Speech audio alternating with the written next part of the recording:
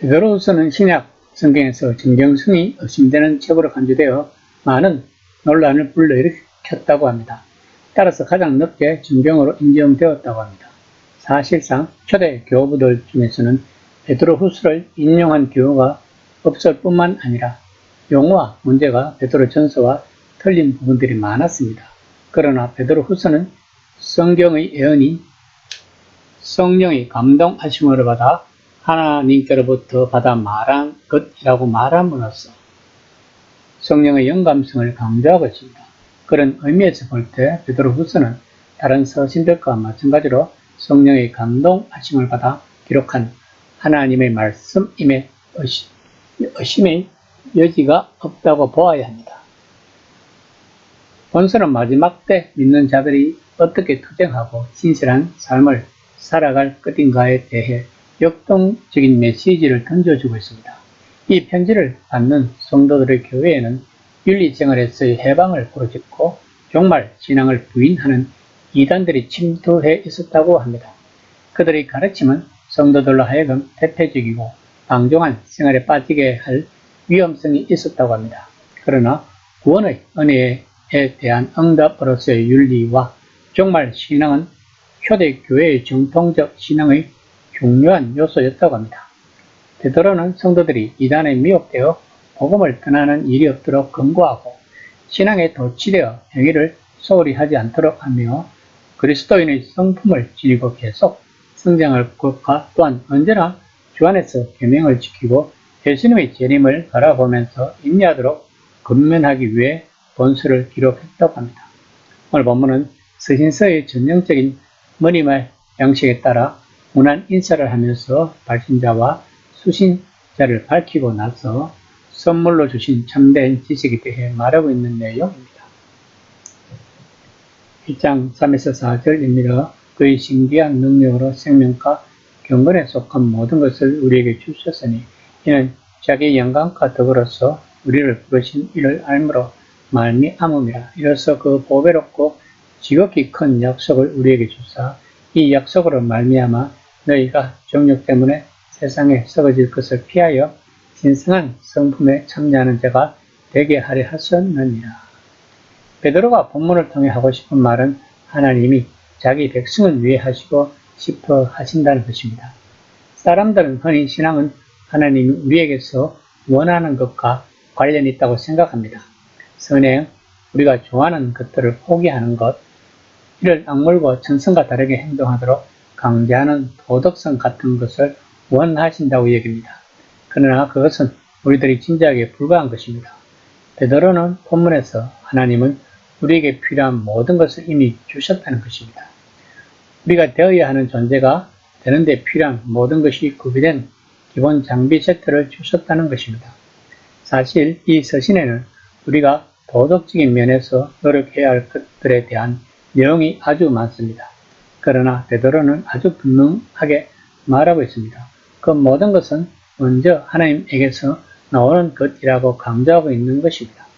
그리고 베드로는 하나님이 우리에게 원하는 것은 바로 우리가 그분과 같은 성품을 지니는 것이라고 말하고 있습니다. 어떤 그리스도인들은 이런 생각을 불편해합니다.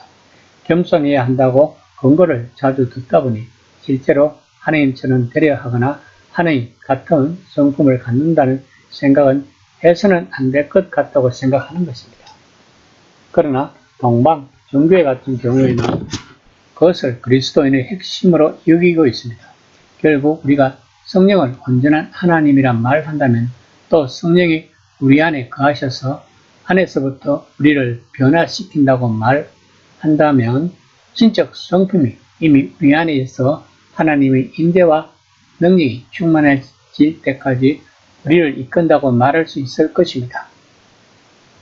신의 성품에 참여하기 위해서는 부패한 정욕을 벗어나야 한다고 베드로는 강조하고 있습니다. 정욕은 마치 마약과 같다고 할 수 있을 것입니다. 즉, 점점 더 많이 갈구하게 되지만 얻는 것은 점점 더 줄어든다는 것입니다. 그것은 우리의 도덕성에 암세포 같은 역할을 하는 것입니다. 그래서 베드로는 독자들에게 정반대 방향으로 나아가라고 5에서 7절까지 군면하고 있습니다.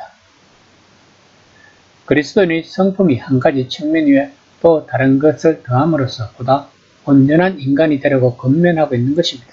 즉 믿음, 덕, 지식, 자제력, 인내심, 경건, 가족애, 그리고 사랑이라고 말하고 있습니다. 1장 8에서 9절입니다. 이런 것이 너에게 있어 흡족한즉 너희로 우리 주 예수 그리스도를 알기에 게으르지 않고 열매 없는 자가 되지 않게 하려니와 이런 것이 없는 자는 맹인이라 멀리 보지 못하고 그의 애째가 깨끗하게 된 것을 잊었느니라. 베드로는 앞에서 일관 모든 것에는 생각이 필요하고 또 수고가 필요하다는 것입니다.